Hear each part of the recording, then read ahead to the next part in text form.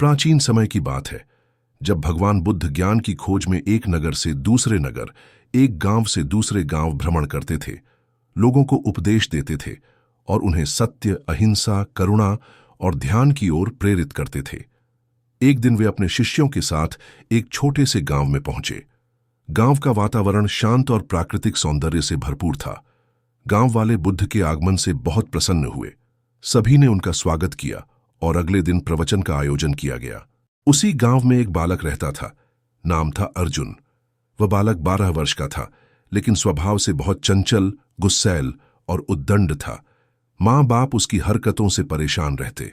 वह पढ़ाई में ध्यान नहीं देता, छोटे बच्चों को मारता, बड़ों की बात नहीं मानता और हमेशा शरारतों में लिप्त रहता।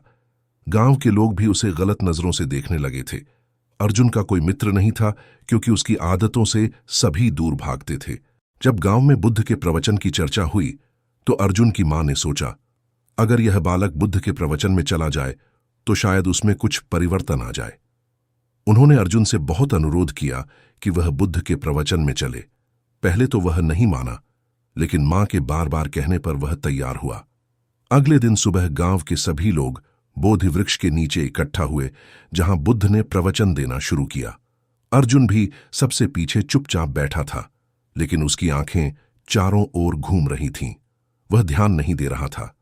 पर जब बुद्ध ने बोलना शुरू किया, तो उसकी आवाज की शांति और शब्दों की गहराई अर्जुन के कानों में धीरे धीरे समाने लगी। बुद्ध ने कहा, मनुष्य का स्वभाव जन्म से नहीं, उसके कर्मों से बनता है।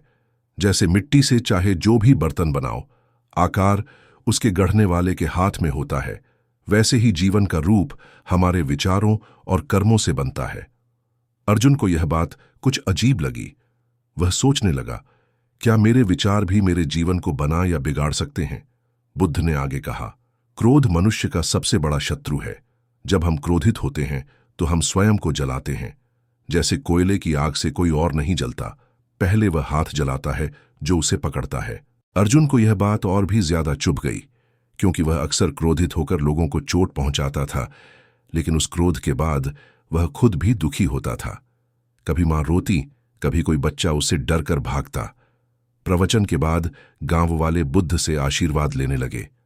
अर्जुन भी हिम्मत करके उनके पास गया और बोला, भगवान, क्या मैं बदल सकता हूं? क्या मुझ में भी कुछ अच्छा हो सकता है? बुद्ध मुस्कुराए। उन्होंने अर्जुन के सिर पर हाथ रखा और कहा, बिल्कुल, परिवर्तन तो जीवन का स्वभाव है। जैसे बीज से वटवृक्ष बनता है, वैसे ही एक चंचल बालक भी ध्यान और प्रेम से ज्ञानी और करुणावान बन सकता है। अर्जुन ने पूछा, लेकिन मैं क्या करूं? मेरा मन बहुत भटकता है। गुस्सा आता है, मैं दूसरों को मारता हूं, कोई मुझसे दोस्ती नहीं करता। बुद्ध ने कहा, तुम अपने गुस्से को पहचानो और उसे मित्र बना लो। जब भी क्रोध आए, गहरी सांस लो और कुछ पल आंखें बंद कर ध्यान करो। रोज सुबह और शाम 5 मिनट शांत बैठो। किसी से बुरा न बोलो और दिन में एक बार किसी की मदद करो, चाहे वो छोटी सी मदद ही क्यों न हो। यही तुम्हारी साधना होगी।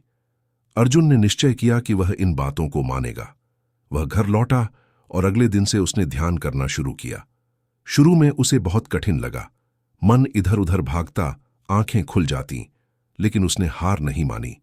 जब भी गुस्सा आता, वह आंखें बंद कर सांस लेता और खुद से कहता, बुद्ध ने कहा है, क्रोध मेरा मित्र नहीं है। धीरे धीरे उसका स्वभाव बदलने लगा। अब वह दूसरों की बात सुनने लगा, मां की मदद करने लगा, स्कूल में पढ़ाई पर ध्यान देने लगा। जिन बच्चों ने कभी उससे बात नहीं की थी, वे अब उसके मित्र बनने लगे। उसका व्यवहार देखकर गांव वाले भी चकित थे।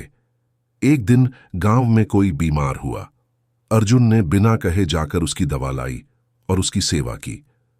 उस बीमार व्यक्ति ने आशीर्वाद देते हुए कहा, बेटा, तुम जैसे बालक ही इस समाज की आशा हो। मां की आंखों में आंसू थे, लेकिन इस बार खुशी के। उसने भगवान बुद्ध को मन ही मन धन्यवाद कहा। कुछ महीनों बाद बुद्ध फिर उसी गांव में आए। अर्जुन अब एक बदला हुआ बालक था। वह रोज सुबह उठकर ध्यान करता, पढ़ाई करता और दूसरों की मदद करता। जब वह बुद्ध के पास पहुंचा, तो बुद्ध उसे देखकर मुस्कुराए। उन्होंने कहा, तुम्हारा चेहरा अब शांत और निर्मल है। जैसे गंदे पानी में कमल खिले, वैसे ही तुम्हारे जीवन में करुणा और विवेक खिले हैं। अर्जुन ने हाथ जोड़कर कहा, भगवान, यह सब आपकी वजह से हुआ।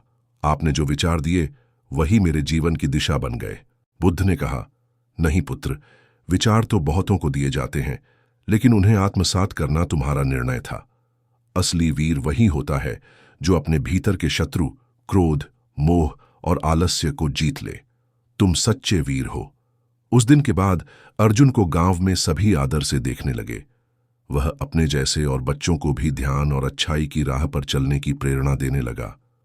वर्षों बाद वह एक बड़ा शिक्षक बना और जहां भी गया बुद्ध के विचारों को फैलाता रहा। वह हमेशा कहता, जीवन को बदलने के लिए बाहर नहीं, भीतर देखो। एक विचार भी अगर सही हो तो जीवन की दिशा बदल सकता है। यही था एक चंचल बालक अर्जुन का प्रेरणादायक जीवन, जिसे भगवान बुद्ध के विचारों ने एक नई पहचान दी। यह कहानी हम सभी को यह सिखाती है कि जीवन में कितना भी अंधकार क्यों न हो, अगर सही दिशा में प्रयास किया जाए तो रोशनी अवश्य मिलती है। बुद्ध के विचार आज भी उतने ही प्रासंगिक हैं जितने उस समय थे। परिवर्तन संभव है, बस एक निर्णय, एक प्रयास और एक विश्वास की आवश्यकता है।